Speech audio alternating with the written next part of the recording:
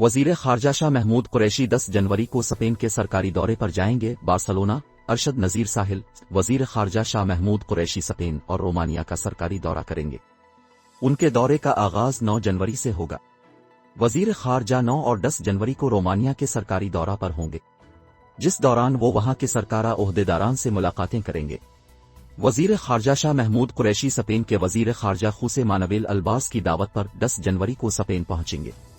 ان کا دورہ 12 جنوری کو اختتام پذیر ہوگا۔ دفتر خارجہ کی پریس ریلیز کے مطابق وزیر خارجہ شاہ محمود قریشی ہسپانوی ہم منصب سے ملاقات کے علاوہ وزیر خارجہ شاہ محمود قریشی دیگر وزراء اور ہسپانوی پارلیمنٹ کے اراکین سے ملاقاتیں کریں گے۔ سپین میں مقیم پاکستانیوں کی بڑی تعداد دونوں ممالک کے درمیان ایک مضبوط پل کا کام کرتی ہے۔ 2021 میں پاکستان اور اسپین نے سفارتی تعلقات کے قیام کی 70واں سالگرہ منائی۔ رومانیہ اور سپین دو طرفہ اور یورپی یونین کے تناظر میں پاکستان کے اہم شراکت دار ہیں۔ وزیر خارجہ کا دورہ ان دونوں دوست ممالک کے ساتھ بڑھتے ہوئے تعاون کو مزید تقویت دے گا۔